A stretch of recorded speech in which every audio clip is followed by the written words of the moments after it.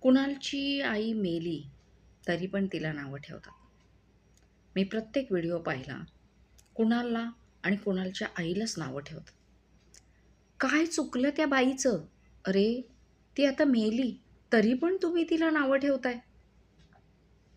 म्हणजे एखादी बाई जर सगळ्यांचं ऐकत असेल, अत्याचार सहन करत असेल, तर ती बाई चांगली.